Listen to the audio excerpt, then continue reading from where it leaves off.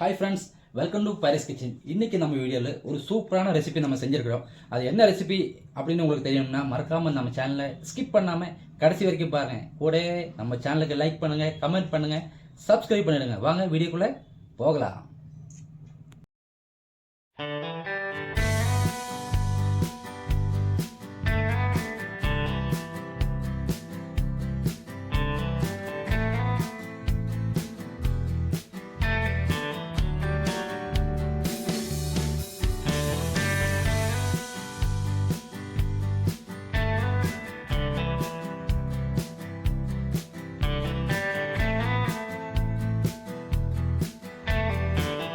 Friends, இந்த வீடியோவில் நம்ம மட்டனில் ரெசிபி தான் பார்க்க போகிறோம். அதுக்காக நான் ஒரு 1/2 கிலோ அளவு மட்டன் எடுத்து வச்சுருக்கேன். இதை நான் 2 முறை நல்லா தண்ணியில் கழுவி சுத்தப்படுத்தி இதை ஒரு பவுலில் மாற்றி வச்சுக்கிட்டேன். நல்லா கழுவி க்ளீன் பண்ணி எடுத்து வச்சுக்கோங்க. இப்போ 2 ஸ்பூன் அளவு ரெட் சில்லி பவுட்ரு சேர்த்துக்கிறேன், மிளகாய் தூள். கூடவே 2 டீஸ்பூன் அளவு மட்டன் மசாலா, கூடவே மட்டனுக்கு தேவையான அளவு உப்பு, 1/4 டீஸ்பூன் அளவு மஞ்சத்தூள், 3 டீஸ்பூன் அளவு இஞ்சி பூண்டு பேஸ்ட் சேர்த்துக்கிறேன். அடுத்ததா பாத்தீங்கன்னா நம்ம தயிர் 1/2 கப் அளவு சேர்த்துக்கலாம். இப்ப இது எல்லாத்தையும் நம்ம நல்லா மிக்ஸ் பண்ணி விடணும். இந்த மாதிரி கையிலேயே நல்லா கலந்து விடுங்க. அப்பதான் மசாலாவும் தயிரும் மட்டன்ல நல்லா பிடிக்கும். அதுக்காக நீங்க இந்த மாதிரி நல்லா கலந்து விட்டுக்கோங்க.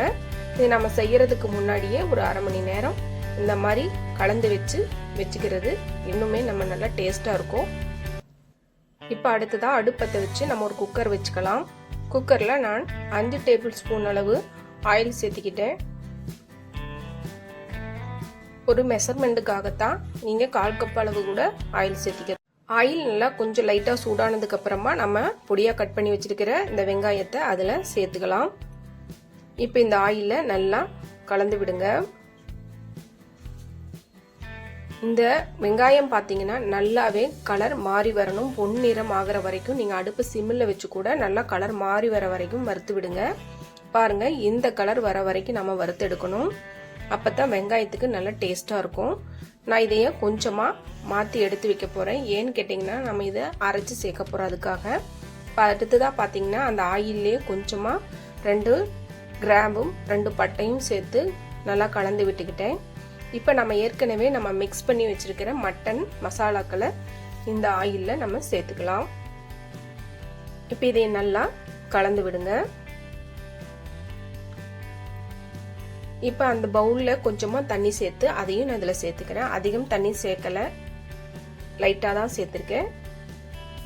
இப்போ இது எல்லாத்தையும் நல்லா கலந்து விட்டுக்கோங்க. இதே தண்ணியில கொஞ்சமா அது மசாலாக்கள் எல்லாம் பிடிச்சு வரட்டும். அதுக்காக நான் சிம்மில் வச்சு மூடி வச்சிருக்கேன். அதுக்குள்ளார நம்ம இந்த வெங்காயத்துல 6 முந்திரி பருப்பு சேர்த்து இதே மாதிரி நல்ல ஃபைன் பேஸ்டா அரைச்சு எடுத்து வச்சுக்கலாங்க ஃப்ரெண்ட்ஸ். இப்ப பாருங்க, நான் தண்ணி எதுவும் சேர்க்காமையே தான் இதை வேக வச்சிருக்கேன். மசாலாக்கள் எல்லாம் பிடிக்கட்டுங்கிறதுக்காக. பாருங்க, ஓரளவுக்கு நல்லா மசாலாலாம் நல்லா வெந்துருச்சு, பச்சை வாசனை போயிடுச்சு. இப்ப நம்ம அரைச்சு வச்சிருக்கிற இந்த பேஸ்ட்டை அதுல சேர்த்துக்கலாம். இப்போவும் நான் தண்ணி அதிகமாக சேர்க்கல. நல்ல ஒரு க்ரீமியாக செய்யறதுக்காக நான் அதிகம் தண்ணி சேர்க்காம இந்த அளவுக்கு தண்ணி சேர்த்து வேக வைக்க போகிறேன். நம்ம இன்னும் மட்டனை ஃபுல்லாக நல்லா வேக வைக்கலை, இனிமேல் தான் வேக வைக்க போகிறோம். இப்போ பார்த்தீங்கன்னா உங்களுக்கு இந்த பதத்தில் எவ்வளோ தண்ணி வேணுமோ அவ்வளோ சேர்த்துக்கோங்க. நான் இப்போ பார்த்தீங்கன்னா ஒரு 1/4 டம்ளர் அளவு தான் தண்ணி சேர்த்துருக்கேன். இப்போ இதை நான் ஒரு 4 விசில் விட்டு இறக்கி வைக்க போறேன். ஒவ்வொரு ஊர்லயும் ஒவ்வொரு மாதிரி மட்டன் வேகும் ஃப்ரெண்ட்ஸ். உங்களுக்கு எப்படியோ அந்த அளவுக்கு நீங்க விசில் விட்டுக்கோங்க. இப்போ நான் ஒரு 4 விசில் விட்டு அடங்கினதுக்கு அப்புறமா நான் இதை திறந்து பார்க்கறோம். பாருங்க, சூப்பரா வெந்து வந்துடுச்சு. நம்மளுடைய சூப்பரான ரெஸ்டாரண்ட் ஸ்டைல்ல மட்டன் கிரேவி சூப்பரா ரெடி ஆயிடுச்சுங்க ஃப்ரெண்ட்ஸ். இது சாப்பாடு, சப்பாத்தி, இட்லி, தோசை எல்லாத்துக்குமே செம்மையா இருக்கும். மறக்காம நீங்களும் ட்ரை பண்ணி பாருங்க. தேங்க்ஸ் ஃபார் வாட்சிங்.